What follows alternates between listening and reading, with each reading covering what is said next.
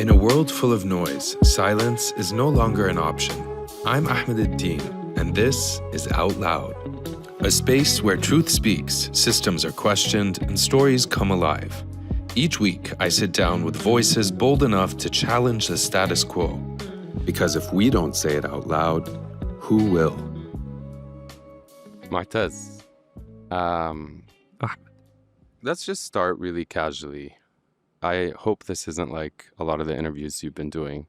I want to be a little bit more human and maybe less political. Okay, that's cool. There are two versions of Motaz Azaiza.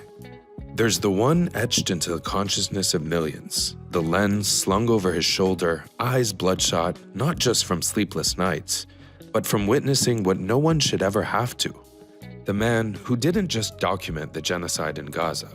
He became a portal, a lifeline, a resistance, not of weapons, but of truth. But then there's the other Motaz, the one I met at the Web Summit in Doha, away from the rubble and sirens. The man, not the symbol. Still fierce, still unfiltered, but softer too. Honest in a way that hurts. Human in a way the internet often forgets to allow. I used to listen to Julia Botros. Yeah, I love Julia. She's amazing. What's your favorite song? عاب مجدك بالمذلة والحسن حينما هب الجنوب لكي يقاوم إن تاريخ الإباء غيرنا يكتب عن أرضنا أرض الملاحم. That's it. We sat down not to perform grief, but to process it. To talk not for the algorithm, but for ourselves. About what it means to carry trauma while the world scrolls past. About how visibility is both a lifeline and a wound. This isn't an interview. It's a heart-to-heart between two Palestinians shaped by different histories, speaking from different wounds, but bound by the same longing for justice, for connection, for a future we have never been allowed to imagine. This is Motaz Azaiza, Out Loud. Here at the Web Summit, it's clear that you have become a symbol of resilience and truth for so many people. Yeah. But how has that actually shaped or even distorted your own sense of self? Okay. First, why I feel so confident about myself when I'm doing this, because I'm speaking my truth, my reality, what is happening, what happened to me, what I lived, what I experienced in Gaza. So I feel like I'm honest 100%. I don't have to lie. I have all the right in my home. I'm talking about the most noble cause in the whole world, the Palestinian cause. And has this changed the way you view yourself? Has it changed your personality or your sense of purpose? Yeah, maybe living in an atmosphere like Gaza with all this pressure on you, like a young guy in Gaza, like full of struggle, your life full of struggle, makes you feel like sometimes you use violence in your talk, in the way you speak. But all what happened to me or what's happening, it made me feel, okay, I need to go back a little bit, take a breath before I respond, to be more cool, because as Shireen Abu Akleh said before, that the way is so long and you need to take a breath. It's true. Are you able? I don't know if I believe you that you've been taking breaths. I didn't take many breaths actually, but because, from my side, I used to be a very responsible young man. I've been the one who's like working, even when I was in my university, working to pay for the fees, for my food, for my family expenses. So I was the one who's like always responsible. And months of time, you find yourself responsible about the image of your country, the voice of your people. I didn't used to be the one who let this behind or let this down and just choose myself. I wish sometimes I want to know how to choose myself, but I don't know. Even when I want to say, okay, I want to have fun, when I want just take a break, turn off the social media, turn off the phone. I started feeling like I don't deserve this. Mm-hmm. I feel like I don't enjoy anything I'm doing. Mm-hmm. And yeah, it caused me a lot of troubles. Like since I left, everything happening to me. I'm kind of very sensitive person, but I don't show this so much. Like any word, anything happening, it goes directly to my stomach. You know this feeling like when you like, I'm like that. yeah, I hate this. You feel it deeply. Yeah, Deep. so deep, and same time, it takes you like really deep to a place that you don't want to be in. I appreciate you being so honest. I want to ask you, because you mentioned the image of your country, the image of Palestine, the image Yeah. of Gaza. Sadly, something you said today really resonated with me when you were on stage. I think you said, when asked, how do the people in Gaza feel about the world outside, you said they feel like you only care about Gaza when there's war there. If there's no Yeah. war in Gaza, they don't care about Gaza. So I'm curious, you've captured some of the most painful images of this genocidal war. Yeah. What's an image or memory you haven't shared with the world, but that you still feel very deeply? And it doesn't have to be of war, just an image, something that makes you feel connected to Gaza. Because I know, as you shared with me before we got in the studio, you do want to go back on some level. Yeah, I don't want to go back, but as I said, I don't want to go back with empty hands. I want to go back with something, with hope, with help, with the light on the people that they deserve, that the world to see them and know about them. I don't want just to feel that my people are just numbers for in this world, because when I left, Yeah. among these people, I feel like I'm just a number, just a person. No, but I feel what happened to us, they deserve that. The whole world to know about them, to hear them. Mm-hmm. Yeah. For me, one of the most powerful memories out of all your incredible work and everything you documented was a casual video of you singing. Oh, yeah. You were packing or you were Yeah, cooking with your friend, not and there just was like packing and yeah, doing my hair. I was like having my, yeah, and just like singing, and people like it, but I didn't do it anymore because when I were having Gaza, like the journalists feel like a doctor sometimes. Everyone be in like different positions. I don't want that. No. And yeah, just like anyone sing. That's it. So it wasn't anymore. But why not? Why don't you sing? Do you sing? With myself, yeah. And, You do. yeah, but it's not like I have a good voice. You do have a great voice, but that's not the point. I mean, does it comfort you to sing? Because in that video, it comforted me, and I think millions of people around the world, to see you find that moment of connection with yourself. I'm just wondering, like, are you able to do that now, do you think? Are you making time for that, even when you're alone in the shower or whatever? Yeah, sometimes with myself, yeah. Okay, good. Yeah, but like during when I was covering in Gaza, like you need adrenaline, how to say it? Yeah. Yeah. So I was like using some songs that give you power. Yeah, just continue. Like I used to listen to Hall of Fame like 8 years ago, and I when I listen to this song, I keep imagining myself, and I feel like they sing it for me. This is me. So yeah, so I feel this, and I used to listen to Julia Botros. Yeah, I love Julia. She's amazing. What's your favorite song? عاب مجدك بالمذلة والحسن حينما هب الجنوب لكي يقام إن تاريخ الإباء غيرنا يكتب عن أرضنا أرض الملاحم. That's it. That's good. So are you being humble, or do you really think you don't have a good voice? No, I'm just don't have a really good voice. Okay, so then now we know that you're not right about everything. Okay. I appreciate you sharing that. Do you ever worry that, speaking of sharing, that by sharing so much of Gaza's suffering, people will only see Gaza, or even you, through that lens as a messenger of all that injustice, pain, and quite frankly, dehumanization? Yeah, because we were suffering before this. that people, when they hear about Gaza, oh, do you have internet there? Do you have houses? Do you have lights? Do you have universities? Before even the war.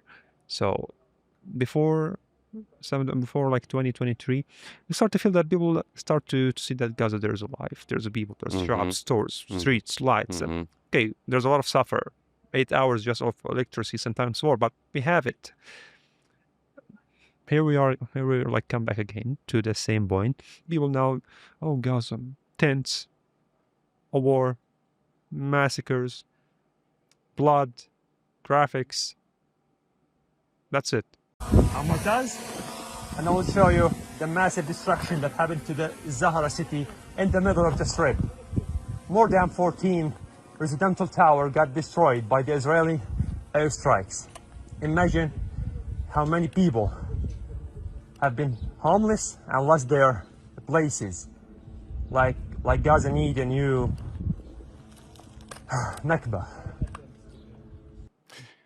If it makes you feel any better, when I moved to the US when I was 17 to study from Egypt, a lot of people at a university in the US asked me, do you have cars in Egypt? Do you live in pyramids in Egypt? No, forget about this. Like people in the US, I don't know, they are so weird. You know, man. Like, yeah, like I saw like a study that 70% of the US people like don't have a passport even. Yeah, apparently. Yeah, so I don't know. We'll have to do some research like that. But you know, I ask you these questions about your own sort of aspirations and dreams because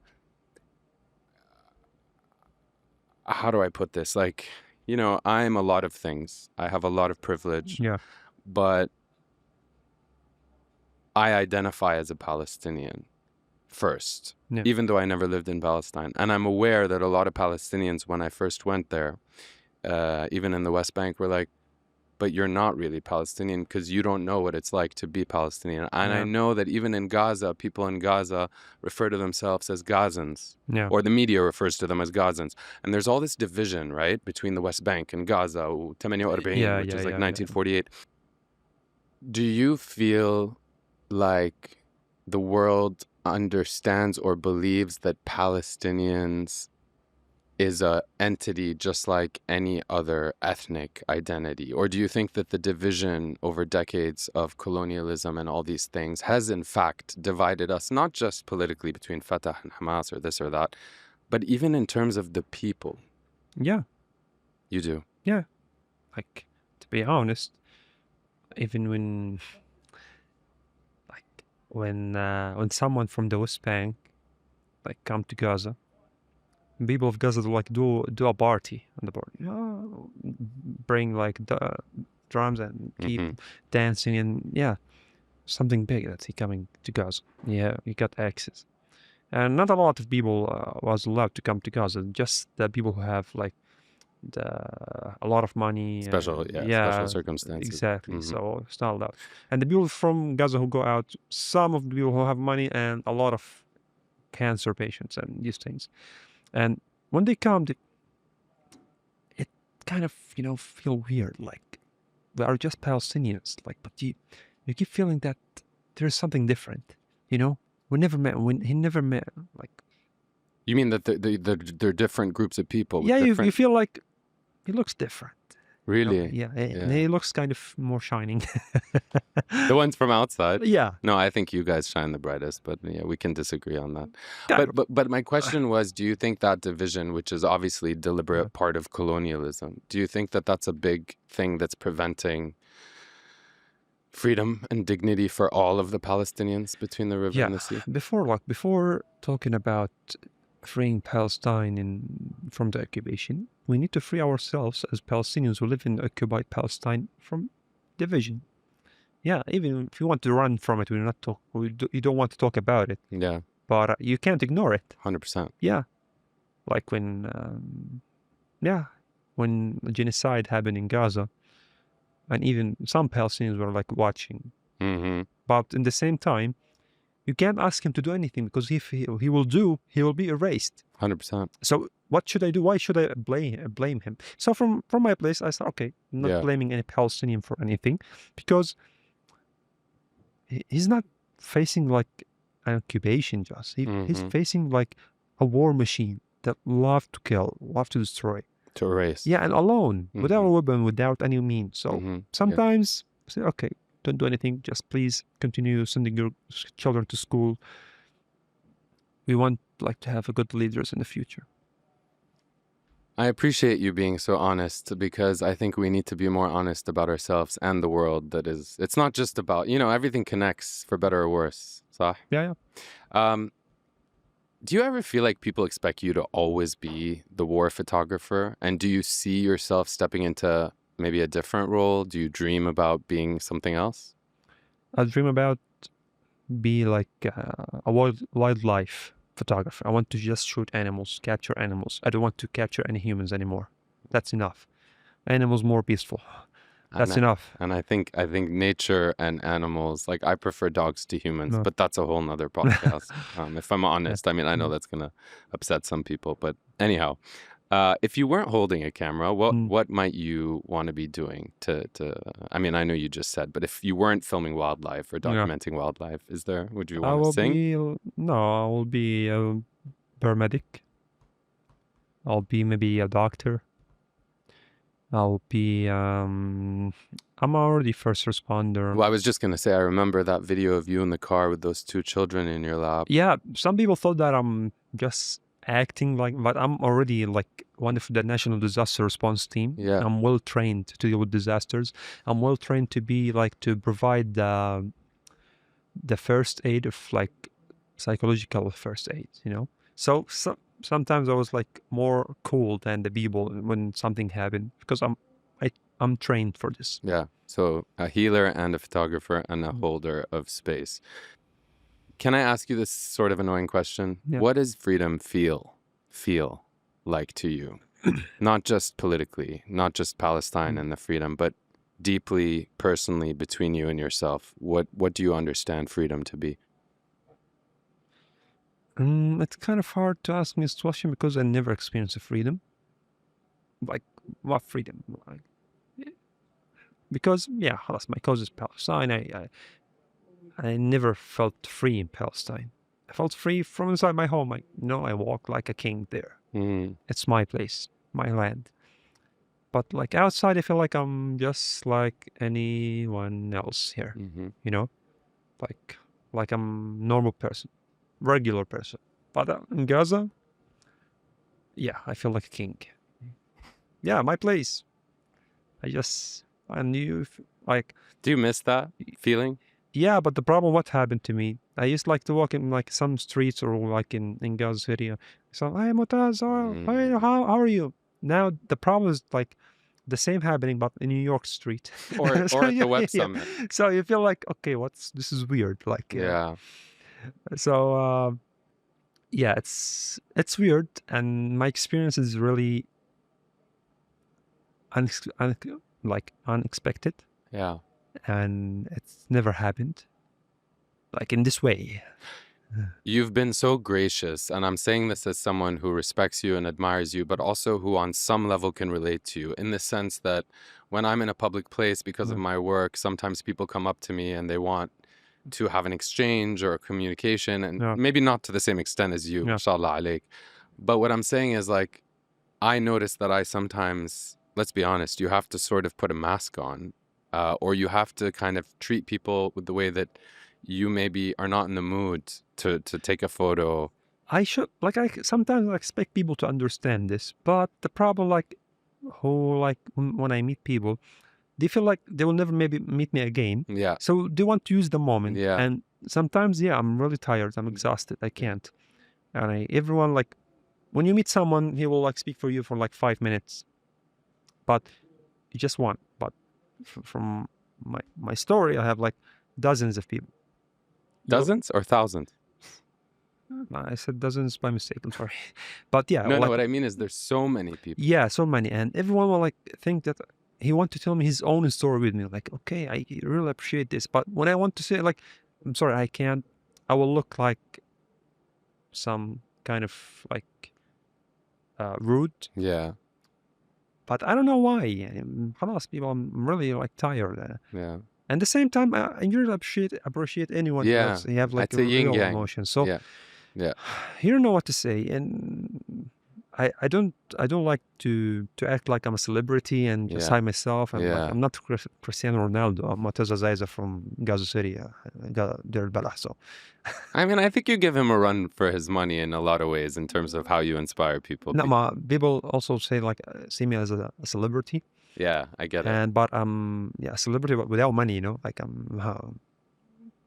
maybe one day I'll Yeah, like yeah. have my own brand and be like. I think you Something are a different. brand. I think you're just really, I mean, who am I to say? But one thing I will say is celebrity is overrated. Yeah, And but they show how they are taken step by step. yeah, But when you get like this fame, yeah, once yeah, of time, yeah, you know how to act, how yeah, to do. What should yeah. I do? Like, Well, what should I? I think you're doing a great job, if I can say I'm so. trying. I'm No, trying. I I'm think trying. I think I need to say that to you, not only because I'm older than you, but I do want to say one thing. I mean, I'm 40, Mm, and I still haven't mastered or really become good at creating boundaries and yeah, enforcing them, not just with strangers, you know, in the yeah. fame context. But anyhow, I hope you become much better at boundaries than I was in my 20s and 30s. Hopefully, yeah, hopefully. Or maybe I want to disappear. This is like the feel that I have. I feel you, brother. Just want, disappear. Yeah. Well, maybe you should I don't know where. Like do it. I can help you. I know met people people. from Honduras know me. I don't know how. Like I know From where? Honduras. I don't know. Oh yeah, Honduras. Yeah, Yeah, Honduras. yeah. Like people know me there. Everyone So knows you everywhere. so So where no, should I no. go? But I can take you. We could talk offline Oh, without when we're not about a okay. place. I mean, I won't take you, but I can send you to a friend of mine who has a small island somewhere. Oh, I think it might help you, okay. and maybe help the world. Anyhow, you've become a voice for Gaza. That's undeniable. But who do you turn to when you need to be heard? Like heard, like what? When you need someone to hear, you لما بدك sorry لما بدك Okay. فيش خلقك أو A stranger. Really? Yeah. You actually do that? Yeah, I did it twice. Really. Can you tell me just a little bit about one of those experiences? No, just like you feel you're Like on a bus or on a plane? Or... No, like you met him for the first time, you don't know him. They know me, but I found myself like I'm talking to them, like I tell them my whole story, then I leave. I don't know, like I don't even have a touch with them. Yeah. That's Yeah. what I do with my therapist. Yeah, sometimes I'm trying to commit with the therapist, but every time like No, I get I it. do it, and Yeah. I'm trying. There's reluctance. No, you got to keep trying. What's something you've been afraid to admit out loud, but you might be ready to share with me? Pretend I'm a stranger. Like something I did in Gaza, or like a design. No, just something that like maybe you feel and you think about, you've come to realize maybe with time. I mean, sometimes maybe I wish I used some lies, like to protect myself. Yeah, being honest in this world is not really a good thing. Yeah, people will not accept you of like being completely honest. yeah, I can relate. Yeah, like sometimes I feel like when I meet people who never lived in Gaza, Mm-hmm. and they make you feel that they understand your situation more than you. Like, how dare you? Yeah.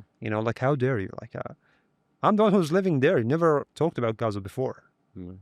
Now, so I sometimes بتمشيها. You just go along. I with- just Yeah. like I can't go along with this talk about what you're talking about, because you'll never believe. You just like stick with the idea that we are like machines. We don't get tired. And okay, fight. Let's destroy Israel. Okay, with what? With my phone? Like I'm alone. I'm literally alone. Nobody like. When I was like in Gaza, I was talking about like at least something to enter Gaza with their tanks or something to protect the civilians. Mhm. But nobody. And I found this talk will cause me a lot of troubles. I will not be able to travel easily from the Arab countries. So this is what I hate about the Middle East. Mhm. That there is no freedom of speech.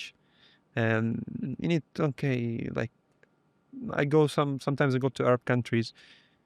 Okay, some of them like security, they check my phone and open my WhatsApp and want to Yeah. check my pictures and who you're talking with, and okay, post something about us that we are good and blah blah blah blah. Like I went to the U.S. to Dallas airport. I found 2 policemen hugging me when I arrived and opened like a VIP away from me. And we appreciate what you did for your country. Didn't check my phone.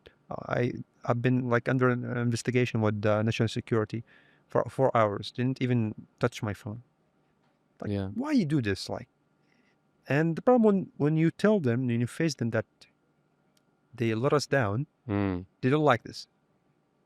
So Do okay, you feel like you don't say it because you just don't want to upset I d- people when it's so not obvious? upsetting people, But it's just, obvious. I want to make sure that I can go back to Gaza, I understand. and I want to make sure that I get every help, even sometimes when I'm okay. You're good, Yeah. yeah, but يلا خلصني. I want to Yeah, I help the get it. people. I get So it. خلاص, sometimes you're on a table, and this is how the region looks like. So I'm not gonna change it. That's why I love kids. Because kids are honest. And it works. Yeah, Something I happens used when to we be become adults. like a liar kid. So I used to lie when I was a You kid. used to lie when you were a kid, and now Yeah, you tell but the my truth. mom put pepper in my mouth a lot. Yeah. So We have that in common. yeah. Last question. If there was only one photo or one sentence that you can leave behind in this world to remember Gaza by, what might it be? Like about Gaza? Yeah. Something that for you, بينك وبين حالك, really is Gaza in one sentence or in one image, even a memory that you have. Like when I think of my time in New York or Egypt, like I have certain visuals or sentences. I mean, maybe nothing comes to mind. Why are you laughing? Because What's the meaning of محور الكون? Yeah, like who like always grab attention and feels like he's the only one in the world. Oh, Inta? Is that you? No, Gaza. Oh. You know, we used to feel that in Gaza, that because we are in Gaza so special and we are like the special thing in the whole world. Yeah. Center of the world? Yeah, you know, yeah, exactly, yeah. So I went out, like, found people don't think about trying to go to Gaza. They think about going to Paris, going to blah blah blah blah blah, going to a vacation here and there, but not really. Gaza, it's not under a schedule, under a plan. Just pray for Gaza, donate for Gaza. But for Syria, there's no airport after Israel destroyed the airport, and there's no way to enter. So we feel that sometimes, but actually the truth is that the world doesn't look like this to us. For sorry. I know you're going to Umrah soon. When you envision your future, do you see yourself in Gaza? Yeah. You really do? Yeah, but not for staying there forever. Or like, okay, just want to have access when I want to go back, when I want to get out. That's it. Like to be like a place that's easy to travel to. Oh, that's it. And bring people to. I think that's maybe a question that people should be asking themselves. Yeah. I appreciate your time. Thanks so much. Thank you so much. Thank you. I'm Ahmed Ad-Din, and this is Out Loud, where silence ends and the real conversation begins. If this conversation moved you, hit subscribe, leave a review, and share it with someone who needs to hear it. You can find us on Spotify or Apple Podcasts, or wherever you listen to your shows. Until next time, remember to stay loud.